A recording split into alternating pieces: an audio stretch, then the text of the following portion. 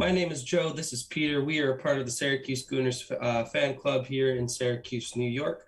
We are about 200 strong, as Facebook group would tell you, and we just wanted to start a podcast to sort of share our thoughts after games, weekly roundups about the Premier League, etc. And we're hoping that we can get this off the ground and expand the fan club even further and share our love for Arsenal. So, Yeah, just to add on to that, every weekend we go to Wolf's Beer Garden down in Syracuse, New York, in downtown, and we'd love to see more people there, get people to the games, and have a good camaraderie. So please check out the Facebook group. We post in group events all the time. We have a Twitter group chat. We communicate about the game all the time. So feel free to join and don't hesitate. absolutely. All right, now to jump into the game and get started right away without hesitation. It was a pretty exciting first 15 minutes for the Arsenal. Something that contrasted probably the rest of the game even. It was an attacking sort of fluidity in that first 15 that was really encouraging to see, huh? Yeah, I'd have to agree with that. We obviously dominated the game. It was Burnley, so Burnley's never going to control the game unless it's against someone maybe even lower. But I think we still did a good job at holding the ball, holding our own, and I think that kind of contributed to our formation. I think we had a formation that really suited us and the players that we had. So, what were your initial thoughts going through your head when you first saw the team sheet come out? Yeah, the first thing I noticed, and probably the first thing we should talk about, is that formation. Even SofaScores has us lined up in a 4-1-4-1, but it was very clear to see that wasn't the case. And it was a deterrence from our usual 4-2-3-1 that we've become so accustomed to with that Shaka and presumably Party when he's fit pivot. But this time it wasn't the case. You see the 4-3-3 that we've heard so many times and talked about so much before. Arteta's preferred system that he hasn't been secretive about. You have that preferred 4-3-3, and I was really excited when the lineup came out to see that. That Party is like the Yep. lone six with Odegaard and Smith Rowe next to him. We'll get more into it later when we talk about individual players, but Odegaard's positioning in that 4-3-3 turned out to be a pretty vital aspect in terms of transitional play. So I think there's a lot to dive into when it comes to that midfield three and how that could shape our season going forward. But we can talk about that more when we get uh, more into players. Yeah, But I what were you thinking? agree. And honestly, the thoughts going through my head when I first saw that team sheet were it didn't really surprise me, and I think it was because that's the team I expect from Arteta. Those are the players that I expect to be playing for Arsenal week in week out because those are our best players. And I think you could sub a couple different players in to change it around, but overall, I think those players are the players we should be playing with. So I looked at the team sheet and I kind of didn't think twice about it. I just said, okay, yep, that's what I expect from us. And usually, what the team sheet looks like is, oh wow, why are we playing that person? So I'm glad I didn't have that reaction of, man, what's Arteta thinking? I thought, yep, that's what I'm thinking. I'm glad he's thinking that way too. Yeah, that's a really encouraging feeling, and I think that has a lot to do with their summer recruitment too. I think Arsenal there was a clear strategy this summer to depth and youth, and I think that's present with the fact that we don't have to start a Pablo Mari at center back or a Absolutely. Kolasinac at left back, or even bring a Kolasinac at left back on as we saw later in the game. So just to get right back into the match action, that first 15 minutes. In the new formation in the 4-3-3, you could see the fluidity take place. You could see how they wanted to play. There was a couple really good passages of ball movement and attempts down into Burnley's half, leading all the way up to just around that 16-minute mark when we got a glimpse as to what the rest of the game would play out to be, being a little more of a Burnley onslaught. But we were able to ride it out all the way up until Saka gets a breakthrough down the middle in the 19th minute and is brought down, and that what sets up for free kick for Martin Odegaard. Yeah, absolutely. And seeing him over the ball, I mean, I knew he could do it. I've seen him do it at other clubs. It was a tough spot. Pope positioned his wall perfectly to block it. And, Pope's kind of a monster. He's very Mm-hmm. tall. It looks like he can get over and cover the entire goal. But we had Odegaard. I forget who else was over it. Maybe Party It's Party and and Aubameyang. Yeah, Aubameyang. And each of them can hit a good ball. I'm surprised Pepe wasn't over it, to be fair. And I think that's because Odegaard was there. yeah, But having him hit one from the left with his left foot from directly in the middle, of the 18. I think that was great. You can see his technique because you can see that in every ball he plays. That's the thing I like about him. Yes, he is very one-footed, but that kind of leads to predictability. But he's too good to say that he's predictable. But his left foot is too good to say that you can know what he's going to do with it. He can pick a pass, he can place a ball, and you can see that with his free kick. Yeah, absolutely. And a quick note just regarding dead balls and Odegaard, and you mentioned Pepe earlier, and Pepe can definitely hit a dead ball towards goal. However, now that Odegaard's in the team and team consistently, there should be no reason, in my opinion, that Pepe is taking a corner kick ever again. That's just a quick note regarding the game. Yeah. Every corner kick Pepe took today hit the first man. It reminds me of Alexis Sanchez when he played for Arsenal. His corner kicks every single time hit that first defender. No reason Pepe should be taking those kicks anymore. That's just a quick note. Especially when we have something like Gabriel in the mix. He can get up there, and he's probably one of the only people that can really affect us in the box, and we never really have that. But that's too good of an opportunity to pass up, to have someone just kick it straight to the first man. And that also opens up a counterattack, and you've seen how we do with counterattacks and defending them. So there's a lot more to it than just Pepe putting out a bad corner. Yeah, absolutely. Well, after this goal, for the remainder of the first half, it became very much of the similar story to what we'll see in the second half, of just Arsenal defending in the back, defending against the likes of Ashley Barnes and the rest of Burnley's attack. It was pretty much an onslaught from there on out. Yeah, I think it was a very physical game, and like we talked about before, we put our two other center backs in, Mari Holding. They're not going to be up to the challenge like Gabriel or Ben White. And yes, Ben White was shaky at times, but he was able to pick himself up in moments that really mattered, I think. And Gabriel, he's a rock, and we really missed him. And without him, that game could have been much different. Oh, absolutely. Absolutely. Heading into the second half, it's 1-0 Arsenal, so a lot to be done in the second half, hoping for more goals on both ends for the neutral fan, and obviously and ask for a clean sheet on our end. It didn't look like we'd keep it at times in that second half. It did not look at all from the 45th minute all the way leading up to that penalty call in the 69th minute. It was pretty much all Burnley on the attack, minus a few Arsenal motions. One thing I wanted to touch on quickly before we keep talking about that second half is that counter-attacking play that we did see in the second half from Arsenal was pretty ineffective, given the fact that most balls that were played that were supposed to be that killer ball, that through ball that would send forward through, most of them were behind the player. What do you think's going on with that? So I don't know if that has to do with confidence or just, maybe the players aren't thinking this is like what they expect. I don't know if they expect to be the better team to get that counter out. So they're not thinking ahead to like, okay, we're going to break out. I'm going to get this pass in to where it needs to be. I don't know if it's laziness, because that's what it looked like to me. It was laziness. The balls just weren't tough enough. They weren't where they needed to be. And it was unfortunate because we could have had a lot more chances, if not a lot more goals in that game. Yes, it could have gone the other way too, but I think specifically we could have at least had a goal or two more. Just the way we played on the counter we had some great first balls out, great runs, and it just kind of fizzled out.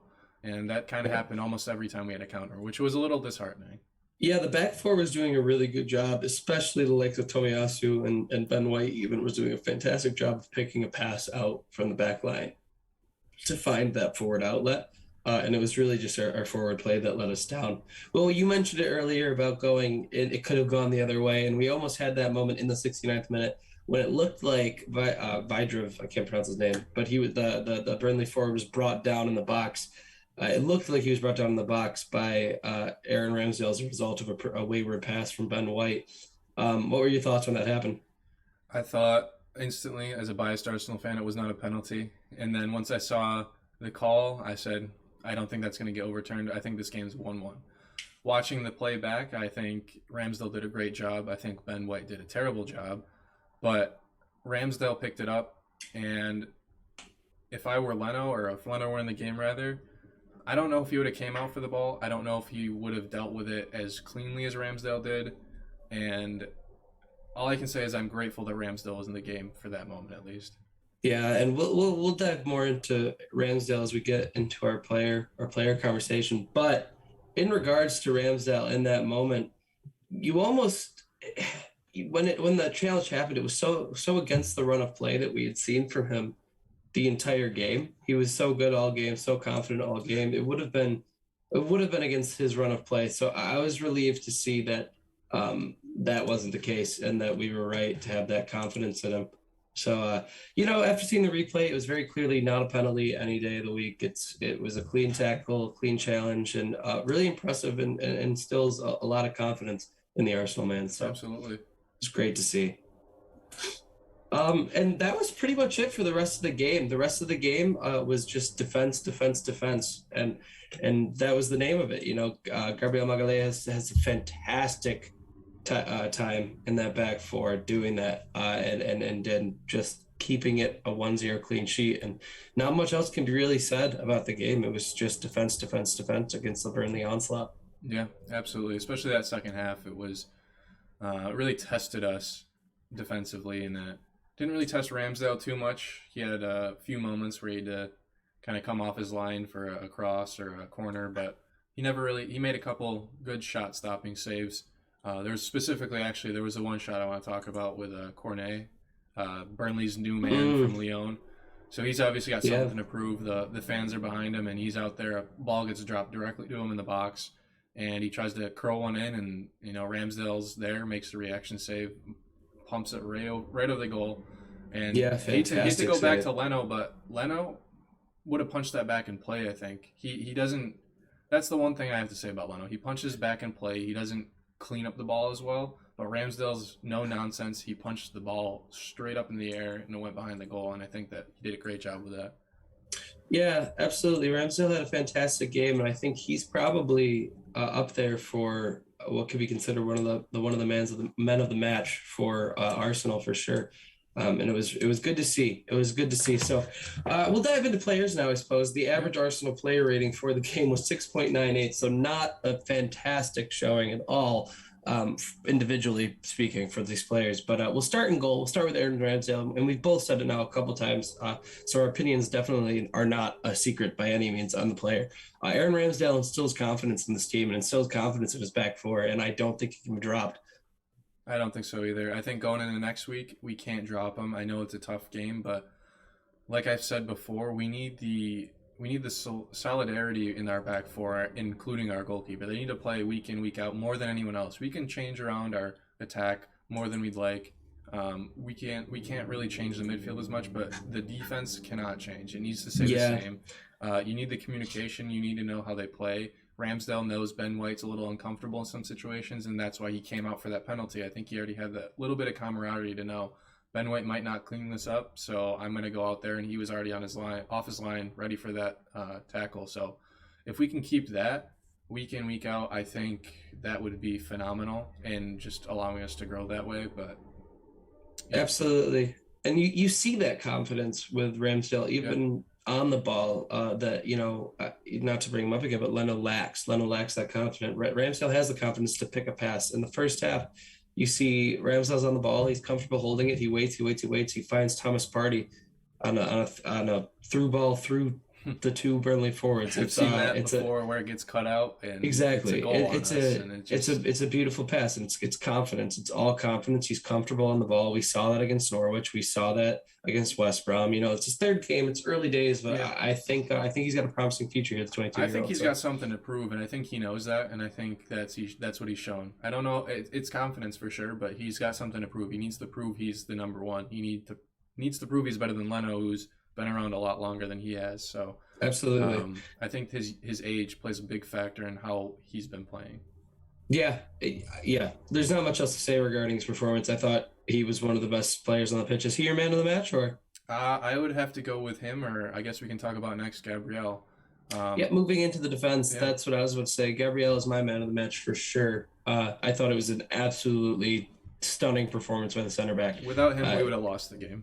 Oh, for sure. If you put Pablo Mari in his spot, that's a 3-1 loss to Burnley for sure. Gabriel his ability to defend against the likes of Burnley's forwards and the physicality that they bring and the aerial dominance that they tend to bring to games.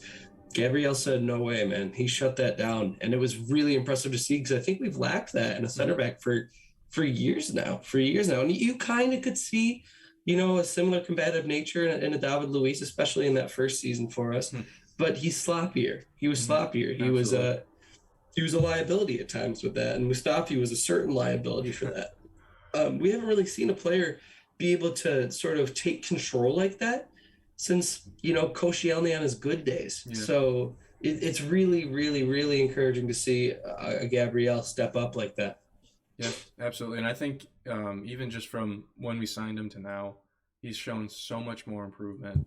He used to not be able to be on the ball at all. I used to be a little bit worried when he's on the ball, but now I feel very confident with him in our back line and going forward with long balls, making shot-stopping plays. He's always our rock, and I think we've definitely missed him, like I said before. Those first few games, if we had him, would we have won the game? No, but would we have had a better shot at not getting blown out, let's say? Yes. Yeah, I genuinely think there might be a different result in the Brentford game if you see the likes of more than just Gabriel stepping into it, but I think the defensive output is definitely higher with Gabriel on the team, no matter what you look at. Who did not have such a good day and was a little more mistake prone was Ben White. This is only his second game for the club, obviously, or third game now, having played at Norwich last week, excuse me. But, Brentford was not a good debut. It wasn't a great game for anyone, so you can't really fault him. This is a third game.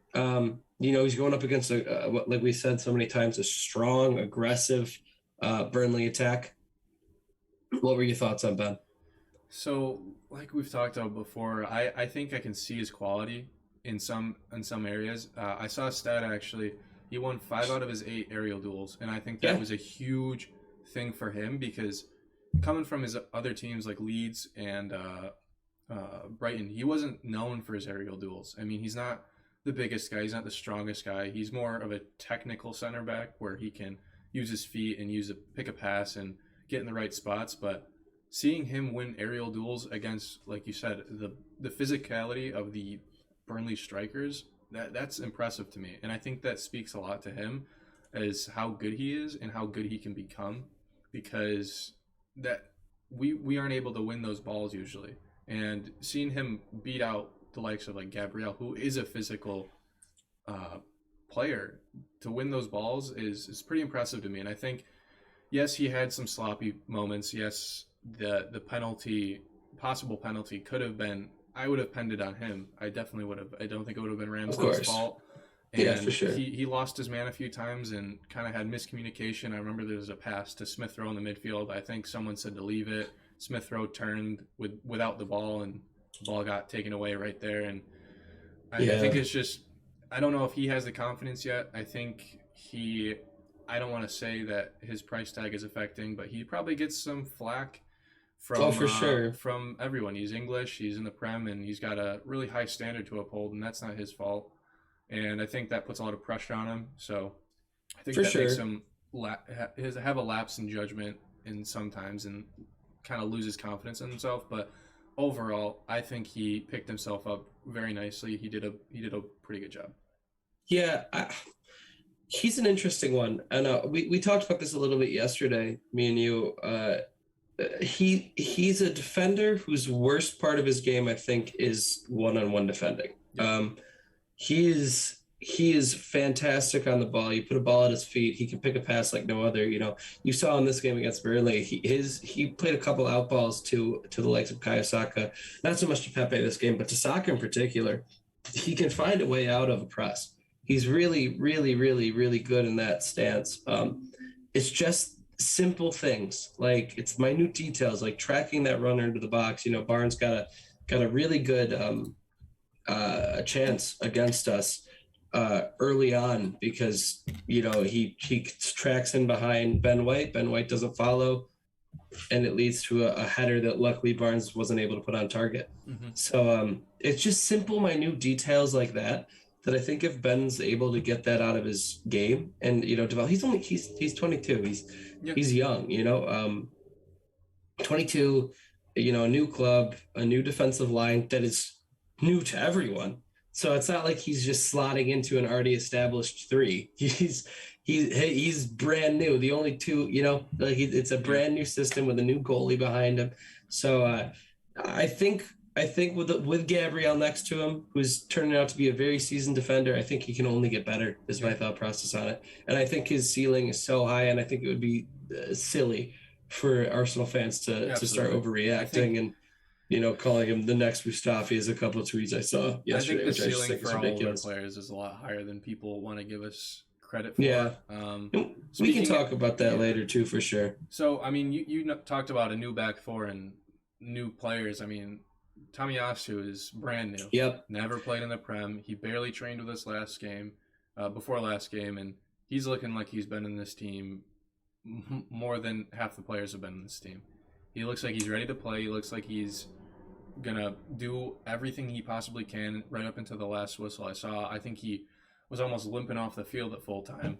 And I think that's just because he exerted so much energy and trying to do the best for the team. And I think that's what we can expect out of him week in, week out, is just his heart is going to be in the club and he's going to work as hard as he can. Yeah, he's got a certain what's the word? Characteristic that reminds me of like a Kieran Tierney or I talked about his consistency levels like Monreal yesterday. He's just got that innate workhorse ability that he's willing to. He's not a flary kind of guy. He's not. I don't know. He has that characteristic that you want in a player, that is humble. That is, he does the simple things right. He is so two-footed. Like, it is honestly remarkable levels of two-footedness we haven't seen that sort of thing since Santi Cazorla in our midfield. To have a defender that can play across the back line because of his ambidextrous two-footedness is remarkable. I'm really excited to see what the future holds for him. I think we might have an absolute gem on our hands. I think so too. And I mean, like we spoke about before, we kind of don't like the backup defenders as much because of, the lack of their quality has been shown.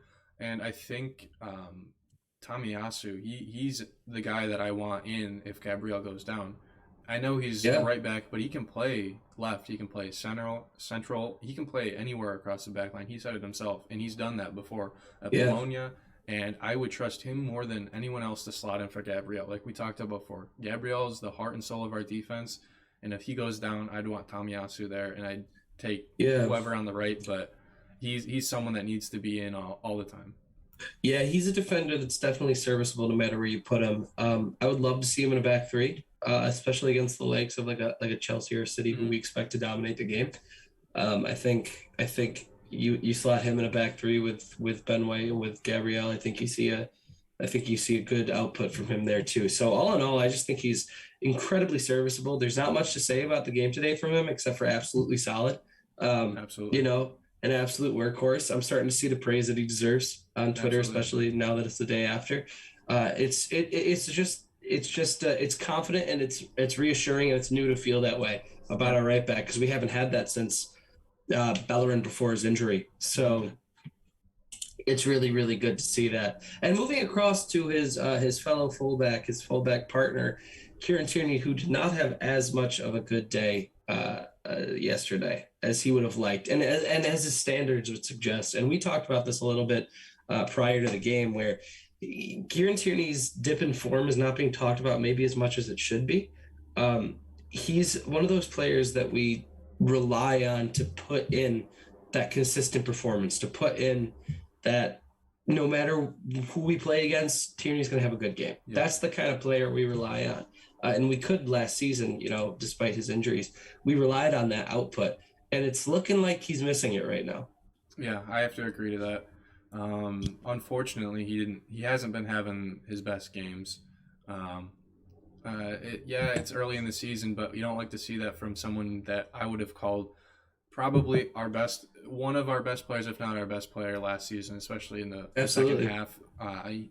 He was someone that he's incredible. You could rely on, and I am not so sure we can rely on him now. And don't want to speak too soon about Tavares, but with Tavares nipping on his heels, I mean, he's really got to show his qualities again because Tavares can easily step into the team and take over his position, I think. Yeah, he's going to have to step it up. It's been a couple of games now that it's discouraging to see a performance like that from Tierney. Not that he's doing anything egregious. Uh, I just think it's a matter of not what we expect from him. Mm-hmm. I think is what you can say about it. It's just you want more. You want Kieran Tierney to be that Tierney that Arsenal fans in a boastful way can say is one of the best left backs in the league. You want that Tierney. You want that side of him. You want the Tesco bag Tierney that we all love, and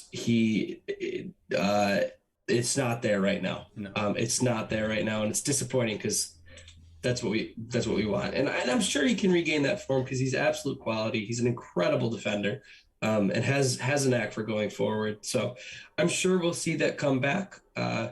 It's just a matter of when and how soon can it please be back soon. So exactly.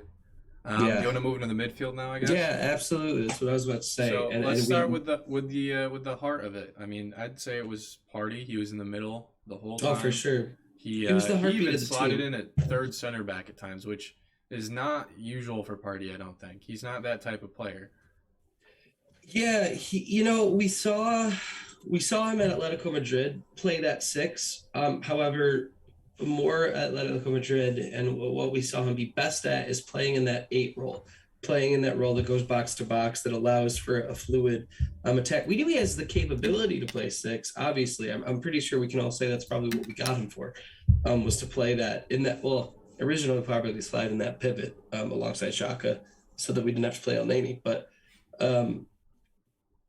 he's good. He's good. He's good.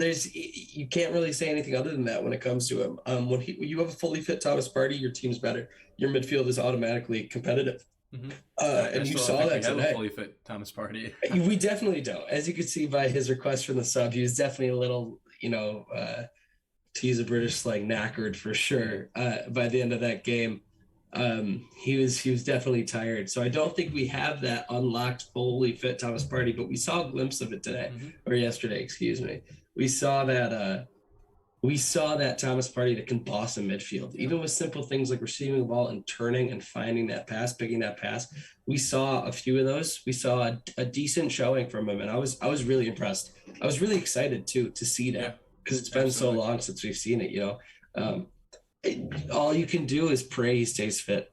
Yeah, absolutely. And because without him, again, it's one of those players that you see when he's not in the team. And I mean, not to speak about players who didn't even play, but Xhaka, I mean, you can see Xhaka's impact when he's not in the game as well. Like last season especially, it's that, I think it's not necessarily Xhaka himself, but I think it's that type of player. You need the player that's going to sit back more like Thomas Partey did yesterday and kind of just control the middle of the field and be there to clean up things and be there to spray out passes. But I think what Partey brings a little bit more is the mobility.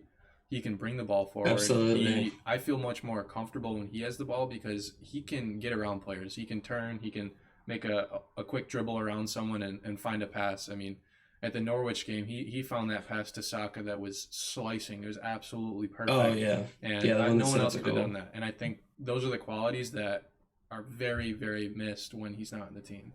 The key to his game and the key that separates him from the likes of Granit Xhaka, and you know me, I'm in the minority where I think Xhaka's a decent player on his day, especially on his day. But Partey is what he has that Xhaka doesn't. And what separates him from a Xhaka and what makes him so successful in that one-man midfield, in that one-man anchor, is that he's so mobile. Like you said, he can turn, he can dribble, he can take on a man, he can beat him. He can leave a man behind him.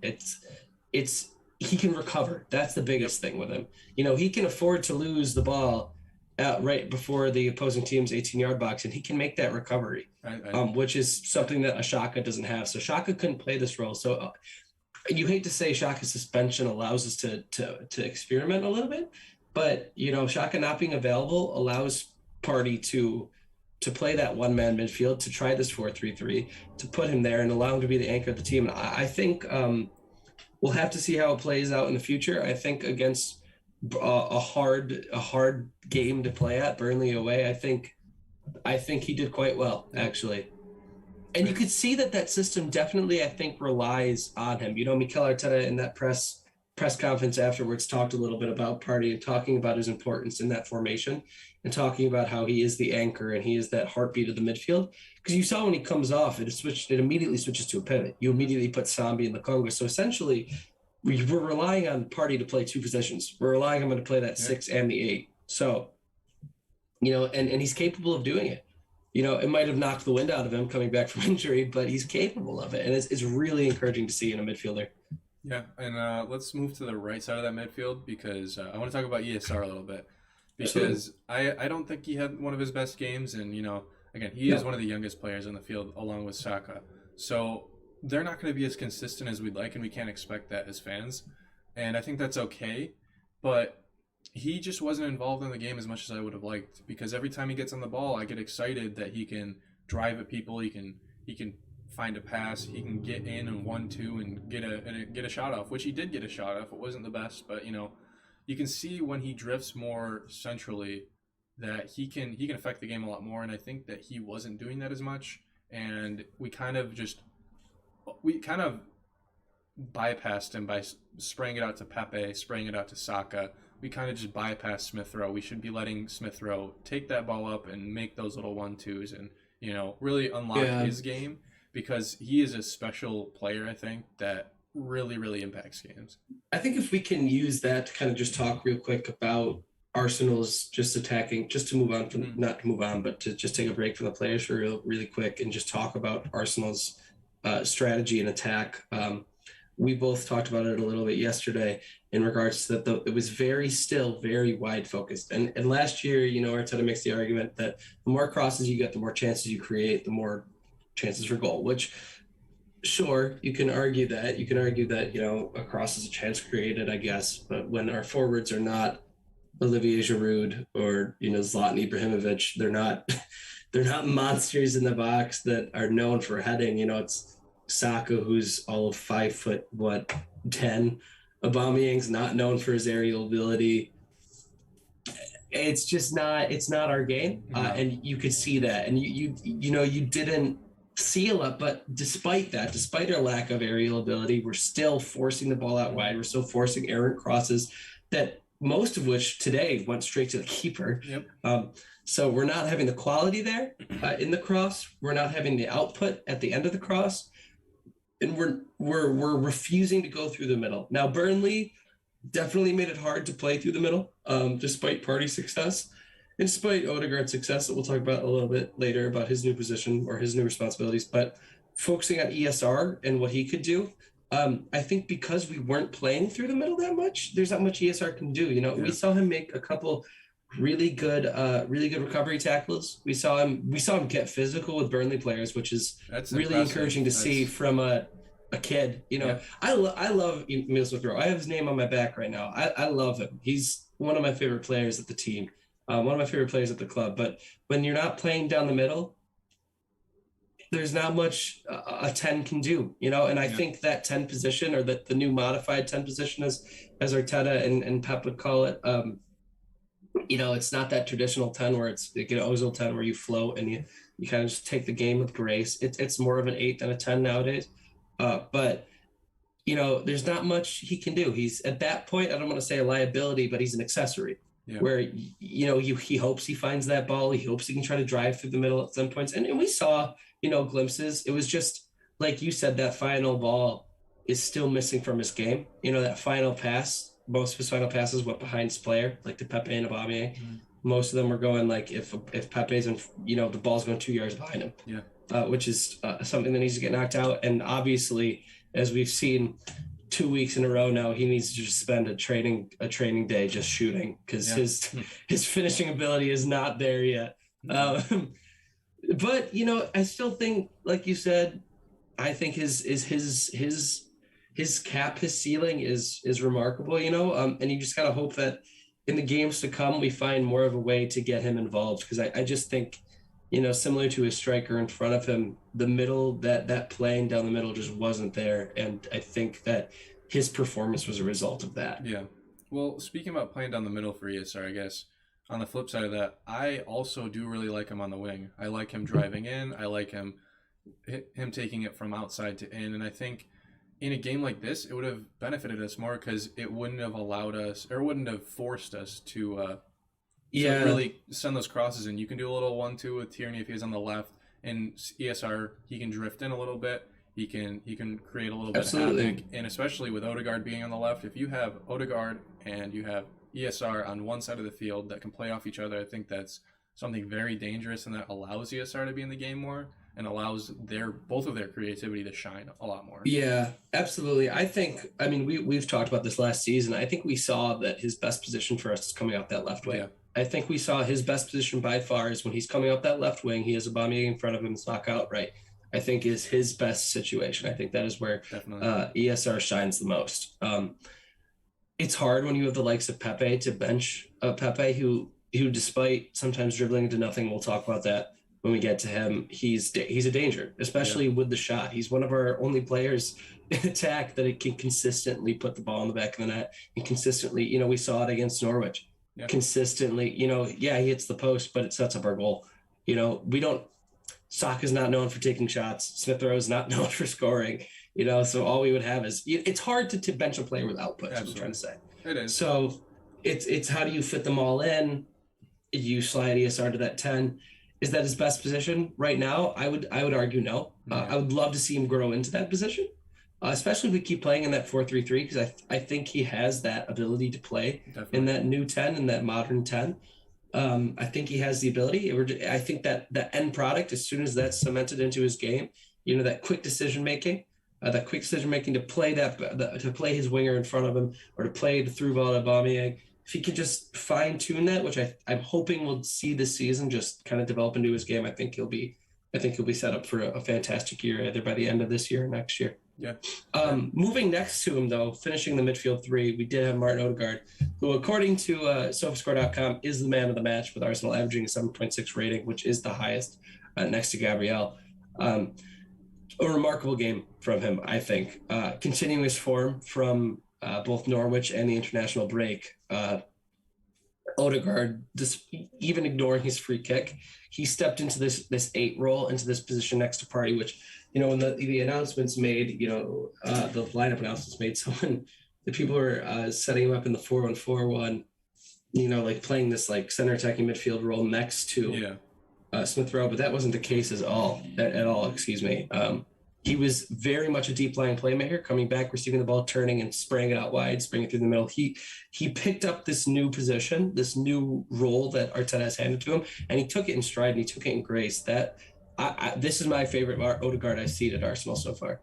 I have to agree. I think that while, yes, we do lack a little bit directly in the middle of the pitch, I think for Odegaard himself, he affects play wherever he is on the field.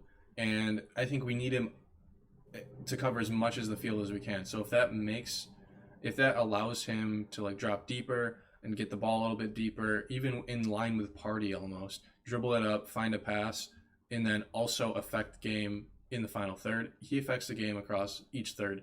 And I think that we need him there. And we don't need him as that 10 who will stay up and stay forward, because he has some defensive qualities too. He can make a tackle. He can track back a bit. It's not the best part of his game, but he can do it. And getting him on the ball so much deeper just allows us to just find creativity where we really wouldn't have found it before. That's a great point. Your point on find creativity. He has the brain and experience as a 10, but he has the ability to play as an 8, which is incredible. That is not a common thing. That's a Santi Cazorla-esque ability. Santi Cazorla, 2015-16, especially, and that year is the one that comes to mind. Obviously, that performance against Man City, where he got the goal and assist to Giroud. That's when you think of Santi Cazorla masterclass, that's where your brain goes to. This reminded me of that. Maybe not to the same level, obviously, because I don't think the team played that well, and that directly impacts an individual's performance. But it has an essence of that deep line playmaker who will take the ball from our end, make the run, find the pass accurately and effectively. He was one of few Arsenal players that played the ball in front of the runner against Burnley. Frustratingly so that he was the only one. Yeah. But he was, and he did it consistently. Every fluid motion of attack came from him or Partey, but especially him. He was, floating balls over the top. Obviously, the free kick is remarkable. That's what we talk about the most. But his non-directly goal related, so not setting up a chance, not talking about anything like that, but just his fluidity, his rhythm is insane. I mean, we saw in the last international break for Norway, he dropped a 9.7 performance. That's what he was without rated. a goal or an assist. That's the highest of the international break. He's 22. He's 22 without a goal or an assist, a 9.7 performance. This kid is remarkable. I will not forgive the majority of our fan base for wanting James Maddison over him. Me and you the entire time said, this is our guy. Odegaard's the midfield you want to sign. It's not James Maddison. James Maddison hasn't scored a goal since February.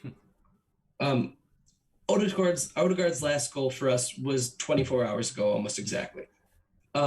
He, disregarding the goals and the X factor, that sort of thing, he is a player, and he's a player for the future.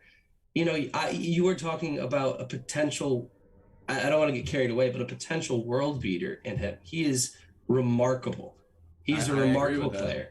And I think, he kind of got lost because he started his career when he was 15 or 16, when he was at Real Madrid. Transferred to Real Madrid at 16 years old. Such a weight on his shoulders when he was so young. He's been playing for 5-6 years at top level football, playing at Real Sociedad, playing in and that's a season that doesn't get talked enough either. Yeah. His season at Sociedad was incredible. Absolutely. He was he was on the La Liga team of the season that year. Yeah. On the actual La Liga team of the season and the FIFA team of the season. He is that player. He is a midfield boss. Just because Real Madrid didn't see it, and you constantly see, people on Twitter with the takes of, oh, why would Real Madrid sell him if he wasn't at that standard? That's Real Madrid's mistake. That's not my problem to worry about. 30 million for Martin Odegaard is ridiculous. That is a steal. And you see the likes of Fabrizio Romano reporting that he was always Arsenal's first choice. In June, July, it looked impossible, and then in August, Real went, "Yeah, we'll sell him. Screw it, we'll sell him." I'll take it. That is, I as you can tell by how I'm talking about it, I am so excited about Odegaard being a consistent Arsenal player, and it's exciting to see him be excited because I think. He's got passion for the club. You can see it. Yep. The first thing he did when he scored that goal, he grabbed this cannon. He had it ripping off his shirt when he's running towards the sideline. That stability for a player like him, despite us not being at that level that maybe he even deserves to be playing at, to be the star, to be one of the most important players on the field consistently week in, week out, but hopefully barring no injuries, fingers crossed. I think that's going to be so important to his development, and I'm really excited to see where it goes. Absolutely. All right, so enough talking about Odegaard. We know he's like one of our favorite players, but thinking about one of our other obviously favorite players and everyone's favorite player, Saka. He didn't have one of the best games, and he hasn't been having one of his best games. And that's unfortunate because he's someone that's just like ESR, a special player who affects the game. And yes, he affected the game when it mattered. He drew fouls, and I think it's not even his fault. I think he gets marked so heavily now, just like a Jack Grealish, maybe not to the level, because people know he's a good player. They're going to come at him. They're going to follow him. They're going to get him down on the ground so he can't affect the play. We call him, us Arsenal fans, obviously, we have that joke, he's the star boy, right? Yeah. Like Lil Chili, he's the star boy. He's someone that, like I said, talking about Tierney earlier, he's someone that we rely on to have that output. He's also 20. He also just turned 20 on September 5th. To have that reliance on a 20-year-old is almost impossible. You can't. It shouldn't be his time. Jack Wilshere, as we mentioned yesterday, said it best in his interview with, I think it was The Athletic with David Ornstein, that comment that he said, Jack Wilshere was rated almost as highly as Xhaka, I would say, if not higher than Xhaka, prior to all his injuries. But when he was coming up, he had the likes of, Van Persie, Fabregas, all these, Alex Son even next to him in that team. So he had world-class players next to him. Schleb, all these sort of, Riziki, dude, just incredible talent near him to mold him. And so he was, as much as he was incredible, he was an accessory. He was a player that was fun to watch. He could have an incredible performance, but if he didn't, it's okay. It's not the end of the world for Arsenal, because Van Persie's there. Van Persie will do fine. Saka, when Saka doesn't do well for Arsenal, Arsenal doesn't do well because Saka is that Van Persie to our team. Obviously, not to the level of a Van Persie, but you get the metaphor. So when he doesn't have his great game, it's much more noticeable. And I think that's where a lot of the flack he gets will come from, is the fact that when he isn't up to his level, it's noticeable because we need him to be, which isn't fair per se, but it is what it is. And his dip of form, coming back from the Euros has been hard. And Arteta commented on that at the press conference as well. He talked about how he doesn't think he's physically at the level that he should be yet, which is fair. He had an extended vacation as a result of the Euros. And the Euros, the end of that Euro obviously was hard with the abuse he got, which is unacceptable. As at that point, 19, turning 20-year-olds should never have to face, and no one should have to face it, obviously. But, he's young to have to do that. It's a major thing to come back from. And I remember the minute that penalty was saved, me and you looked at each other. We were watching the game together, and we went, this could have a bad impact, going forward. I think he's a strong enough character that won't, but I think it takes recovery. I think after a dramatic moment like that affects you emotionally, and then you get a month off to rest and recover, it's going to take a little bit to flow back or get back into the flow of being that star boy, of being it. And we saw moments of it. Sorry to rant on about it, but we saw moments of Saka stepping up. We saw it. We saw it in the international break, man of the match performance with the goal and 2 assists. Yep. We saw it yesterday against Burnley. We saw moments. It comes to mind. I think it might have been the second half, but I feel like it was the first half. Falls to the ground, keeps the ball, makes the tackle before the player can get there, draws the foul that sets up Martin Odegaard's free kick goal in the first half. So there are moments of the star boy. There are moments of Saka being that star that we rely on, which is encouraging to see that it's still there. We just need it to become consistent again. Absolutely, I agree. I think he's young. He can bounce back, and he's got a lot of good people around him, I think, that are wanting him to grow. I think Mikel has got his back all the way, and he's going to support him. And I think that support system is just going to help him. Absolutely. I think Bukayo Saka, I think he'll be back to his standards before we know it. Moving across the field, though, we have Nicola Pepe sitting across the field from him on the right side. Thoughts on Pepe's performance? Pepe is such a player that I have mixed feelings about, because there's games where I see him absolutely dominate the game, get a lot of shots off, really wreak havoc down the right side, and just make players look silly at times. He can dribble around people, but there's also times where he dribbles in and gets the ball taken away 5 times out of 6 times, and it's not fun to watch, because then you start losing confidence in him. But I think yesterday wasn't his best game. He wasn't able to do what he wanted to do. I don't think he interplayed with Smith Rowe too much, a lot of 1-2s. He didn't drift in as much. He tried to stay out more wide. The one thing he did was he dribbled down to almost the touchline right outside the box and just passed it back up to the top of the box to say ESR, whoever's there. And that's basically all he did.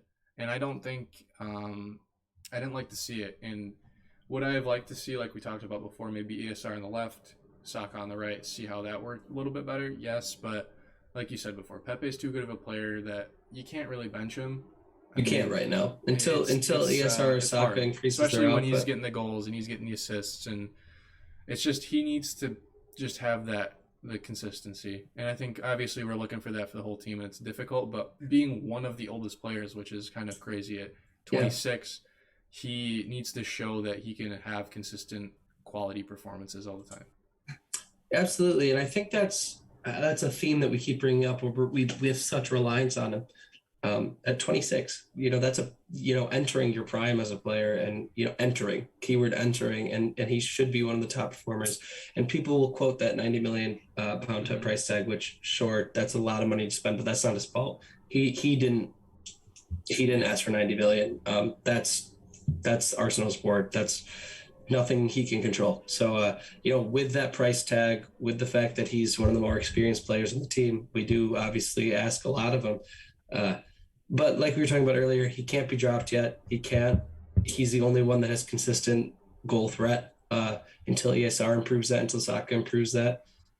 You can't drop a Pepe yet. I would like to see more of an end product. His first instinct always getting that ball on the right side is to cut inside and try to get a shot off on his left, or when he sees he can't, he passes it to the top of the box to There an was the ESR. one pass actually I want to talk about real quick to cut you off.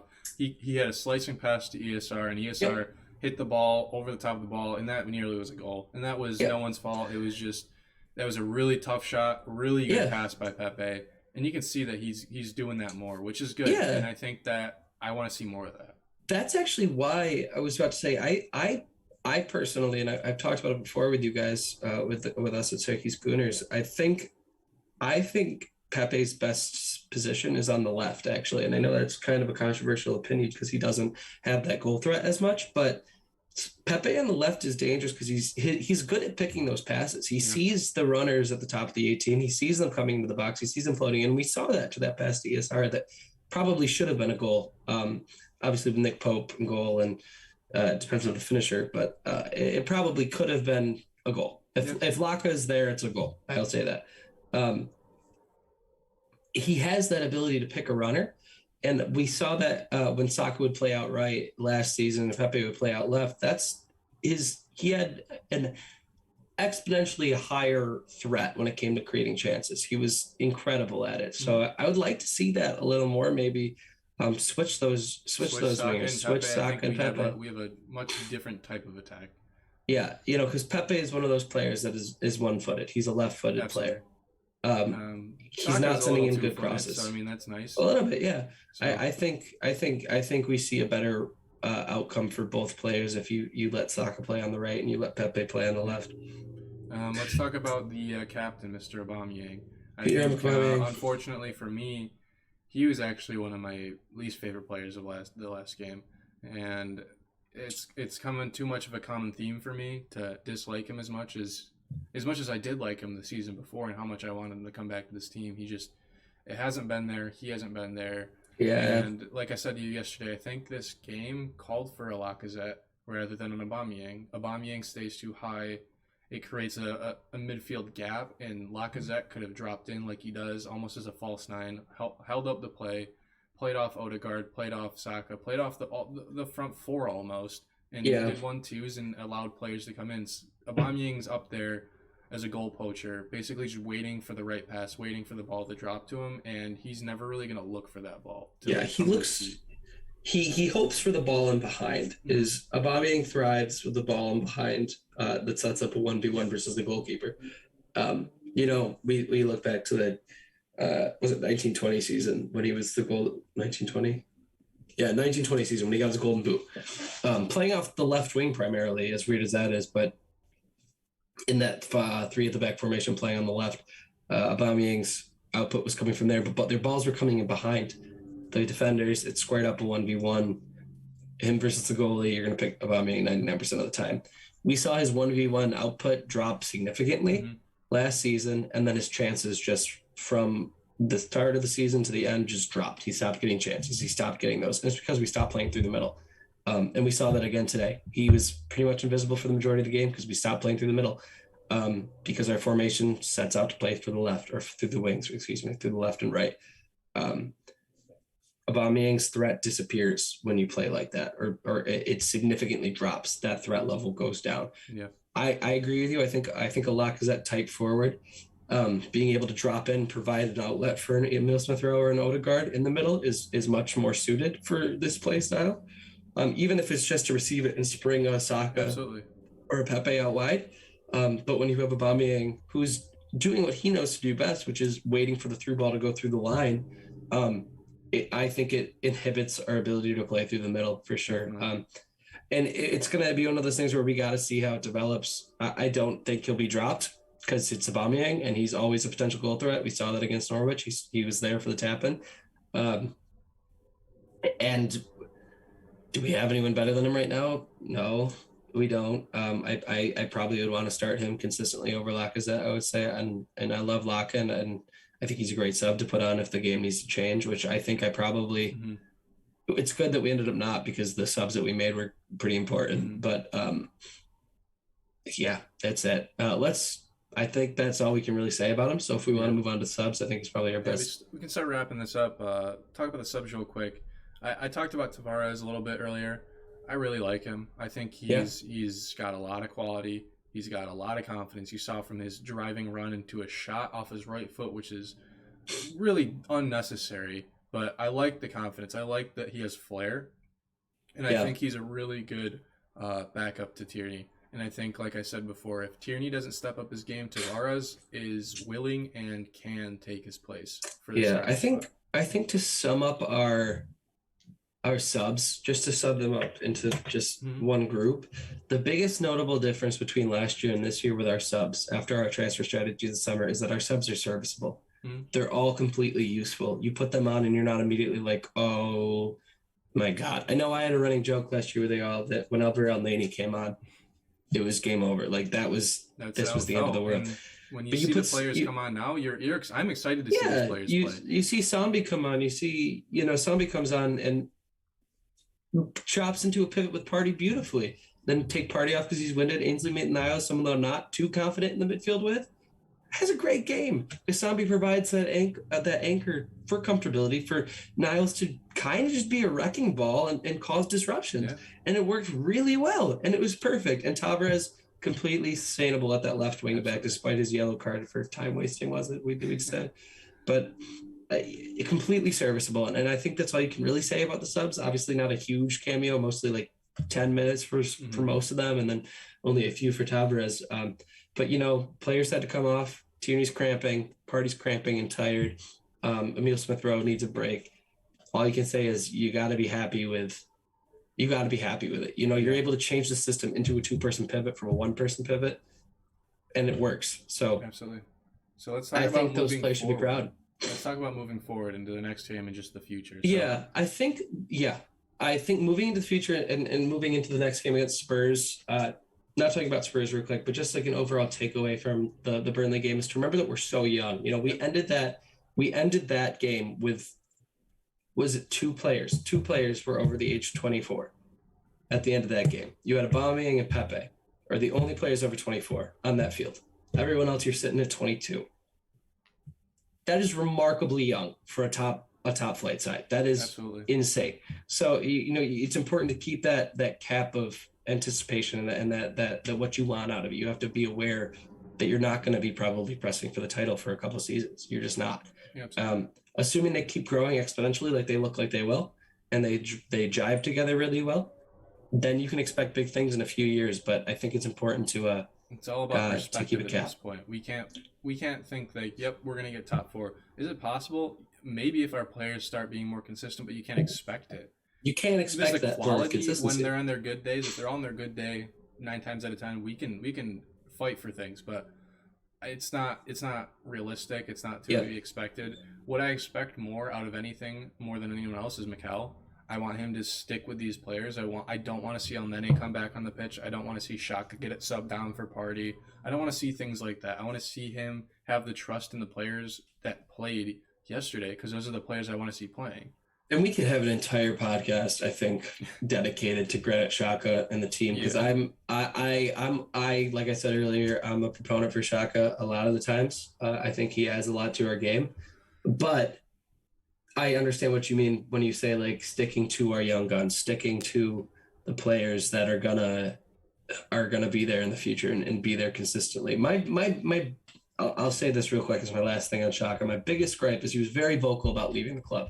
He was very, very vocal about heading out, going to Roma. He was buddy with Jose Mourinho, which should be a sin as an Arsenal player from the start.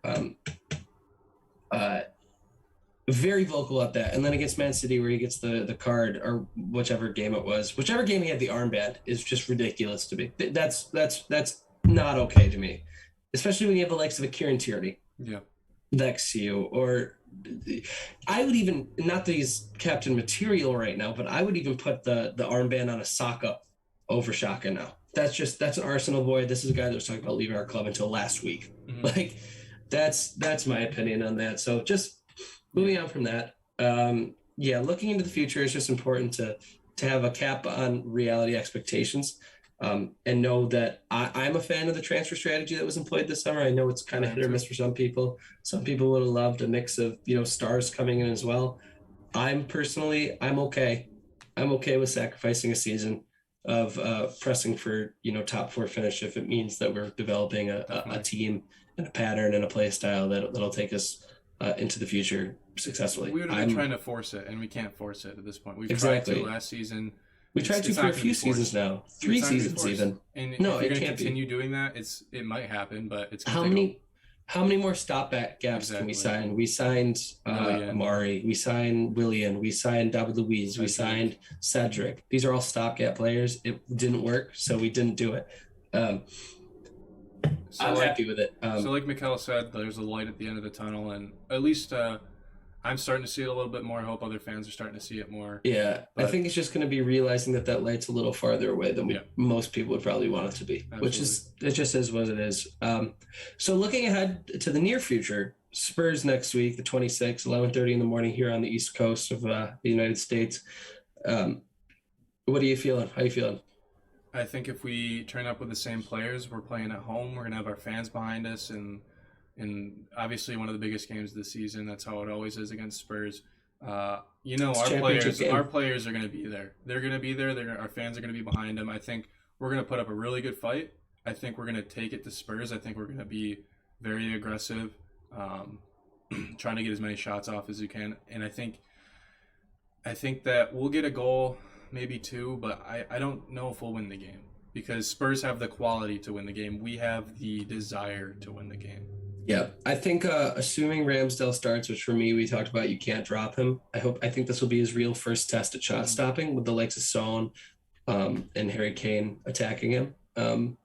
It's very different than Ashley Barnes and Vydra attacking you and Norwich and West Brom. It's very different.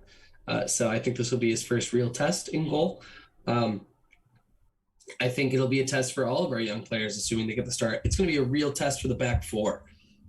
Assuming we stick with that back four. Personally, I know we talked about it a little bit yesterday. I wouldn't mind seeing us shift to a back three against Spurs with Tomiyasu sliding in there at the back three. What will we see? I don't know. I'd like to see a team very similar to what we saw against Burnley. I don't know how I feel about Partey playing in a one-man pivot against Tottenham. We'll have to see how it goes. I'm excited. I don't have high hopes, I'll be honest. I think Spurs are, despite losing to Crystal Palace 3-0, I think they're ahead of us in terms of quality.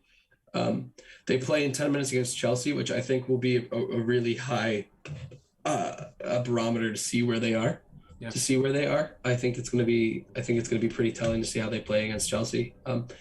And we'll just have to go from there and see what happens. So I'm excited for the game. I think it's always a game that players should turn up for, no matter what. Always. I think it's going to be interesting to see how the players turn up. I have no doubt that the fans will turn up. The past 3 games, Arsenal fans have been outstanding. At Burnley away, I thought they were fantastic. You could hear them over everything on the broadcast. Obviously, we're here in the States, so we're watching in the morning. We're getting up, having coffee, and watching the games via whatever screen you're watching it on, and you can just hear the Arsenal fans, screaming away as the commentators try to cover up like explicitives and all these things. So it's encouraging to see, because it's Arsenal's known. The Emirates was called a library for so long, and you're hoping that. It seems like Arsenal fans are getting a little more into it and getting behind the team. You saw that against Norwich at home. They were all behind the players' backs. So we got to hope that continues. I think that becomes our 12th man against Spurs at home. So hopes that they keep that going. And I just hope our players show up and give the fans what they deserve. So. All right. So I think that was a good recap of the game and looking into the future. Yeah, absolutely. So thanks for tuning in. Thanks for watching. If you watched live, which I don't think we have any live viewers, but hopefully we had 1, maybe 2 at times, so that's good. There you go. But hopefully we can get some more as we go on, and as the club, the fan club keeps growing and gets more involved. I hope we can get more live interaction as we go with these sorts of things. So we would totally encourage that. And that's something we definitely want to introduce to this sort of thing, keep it more conversational. I know we were talking about doing different sorts of content, whether it's, Premier League roundups or whatever, transfer rumors, even, who knows, just something to keep the club, I say club, but I'm not talking about Arsenal, I'm talking about Syracuse Gooners, just keeping it a little more interactive and keeping people involved, even if you might not be able to come to Wolf's Biergarten for games. Make sure to follow us on Twitter, Facebook, and Instagram at Syracuse Gooners. And we're really just excited to keep this going and really revitalize this group. So absolutely. Yeah, make sure to follow us here on Twitch. Subscribe to our YouTube channel at Syracuse Gooners. And we just can't wait to keep going. So thank you so much for watching. Yeah, thanks guys.